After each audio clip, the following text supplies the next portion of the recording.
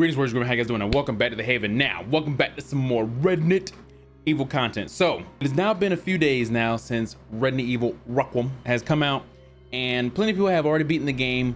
So, just give you guys a heads up.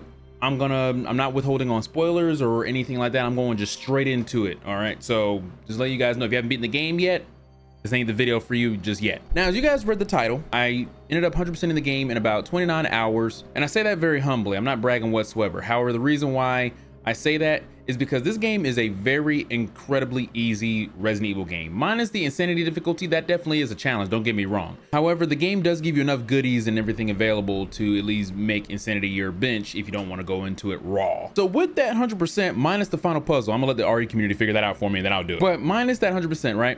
In the achievements, I've played this game enough to at least notice something. Now, my first playthrough, I believe I noticed it at first because I called it out.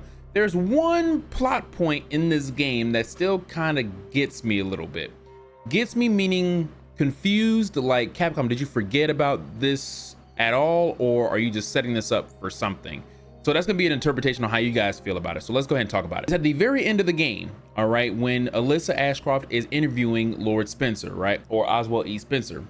He states that he is plagued by guilt, meaning that he's plagued by guilt for all the events that has occurred because of his company, because of him, all the stuff that he has done. Like, guys, Spencer is not a good man by all means, bar none, nothing. He's incredibly evil, all right? However, he adopted grace as an atonement for everything that he has done. Commendable, still not forgiven, but commendable nonetheless, all right?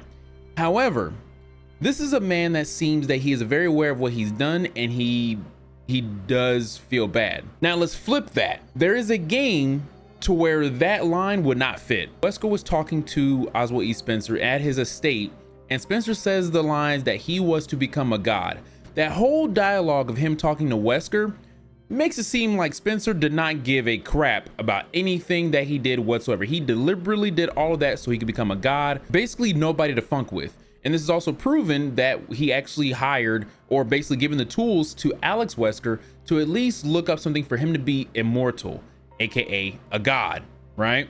So out of all of that, which of course we know that Alex Wesker betrayed him, and then of course that didn't work out because Spencer eventually did end up getting killed by Wesker, right? So obviously it didn't work. When you have that, and then you have this background of this, or this plot of him saying that he is regretted by guilt, and that's why he developed Elpis, to me that doesn't make sense because I'm going off of that plot point RE5.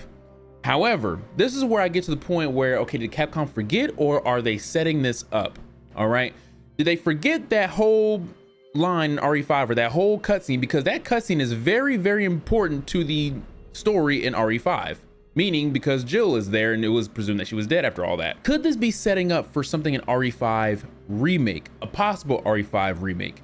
Zeno, aka, as the fan base is calling him, Timu Wesker, I call him Dollar Store Wesker, Fisher Price Wesker, etc., etc. I don't really care for Zeno like that, all right? That's just the imitation of Wesker. I don't really care for that. You could have picked somebody else. However, maybe this was a deliberate action because now we got to see a Wesker in this modern times on how he could maneuver and move and speak if a RE5 remake was to be put out, right? Now, if a RE5 remake was to be put out, that cutscene of Spencer and Wesker at his estate could be changed. Now, the reason why I say that is because in this game, when they showed a flashback of the RPD and everything, they took cutscenes from RE2 remake. I think now, as a fan of the series and as a fan of Capcom as well, I think we all can sort of agree that Capcom really wants the fans to forget about their original source material and just only go with the remakes. I think they've made it clear now that really the remakes is what they're going to be going off of. Okay, now in a sense, is it bad? Not really. Like, the remakes are not bad, other than particularly one of them, but it is what it is at the end of the day. However, you got a lot of peeps that are not going to forget the original source material. Either they grew up on it, or you got new fans that appreciated where Resident Evil has come from and seeing where it is now. And from what I remember, GOG, the website now that sells, you know, Capcom's original Resident Evil games now, apparently from what I understand, it took them a lot of convincing to convince Capcom for them to allow them to sell that product, because it seems like Capcom really feels that the fans don't really care about it no more. I don't know, either they think the fans don't care, or either they don't care.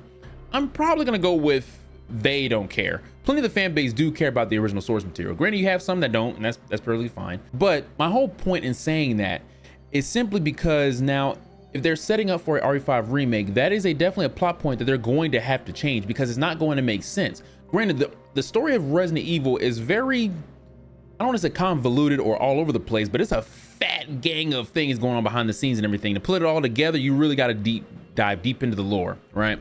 At least in this particular aspects, you really don't have to, but it is very substantial that you got to think, if this happened before Spencer died at his estate or murdered at his estate by Wesker, and he said he's plagued by guilt, but then he goes to the dang freaking estate, that whole cutscene, and then he says that he was to become a god, basically showing that he does not care what he did or anything like that. He meant everything deliberately. Big dog, that's not making any sense to me whatsoever. It's just, you're just making up stuff at this point, because no, that's not how Spencer was. Spencer was incredibly evil.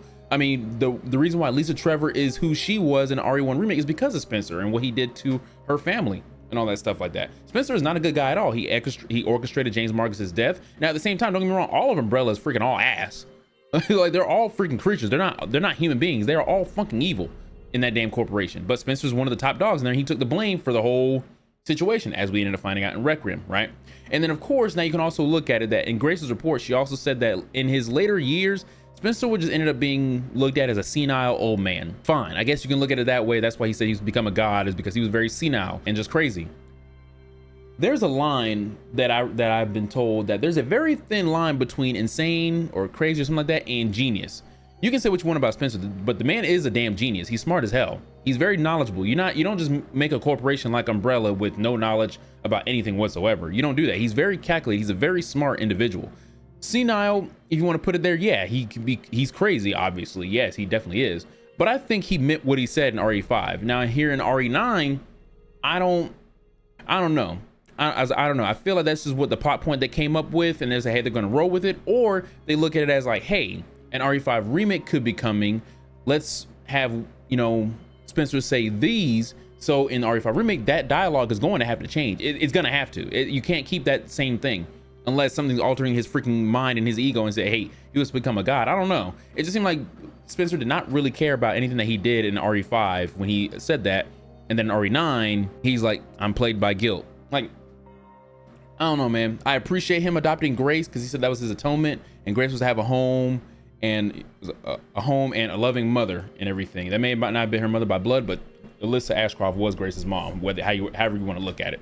So, but yeah, that's like my main, I guess you could say, gripe about the game. For me, the game is definitely a 9. I thoroughly enjoyed the game. It's definitely in the top 10 of my favorite Resident Evils, absolutely. But that plot point did get me a little bit. I'm like, this kind of doesn't make sense, but I'm gonna let it ride because maybe this is like setting up for a RE5 remake, at least, with Xeno, meaning like, hey, this is what a Wesker could look like in modern times at least. And then of course with this, with the whole Spencer and everything with that dialogue, I mean, like, hey, we can switch that, because if they're going with the whole remake as being the new canon now, then they're gonna have to change that dialogue to make it fit on what he said in RE9. He's gonna have to at least feel remorseful, at least in RE5 remake, that when he started, when he was young and when he started, oh yeah, he knew what he was doing. But then as he got older, he started, he started to feel guilty about his actions.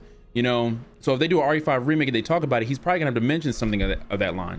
I'm not saying that he has to mention Grace specifically, but at least mention like, hey, he regretted his actions, but who knows if they're gonna do that or not. But I think that seems like a good setup for a RE5 remake, to be exact, at least what they have done so far, even though it's heavily rumored that Code Veronica and Zero are under development right now. I hope you guys enjoyed this video, and I hope you guys enjoy more of your playthroughs and everything of Resident Evil Requiem. All right, please, thank you guys very much for this amazing journey for Resident Evil Requiem. It was really nice, the build up, all that good stuff like that. We got to experience going back to Raccoon City after 30 years. I mean, like, hey, it was great to do all that. A lot of nostalgia and everything kicked in. It was fantastic. It was fantastic. We only got to experience it once for the first time, and it was definitely an enjoyable experience. But I hope you guys enjoy it for yourselves if you haven't finished it yet, or if you have finished it, I hope you guys enjoyed it as well. All right, guys, I love you guys. Take care.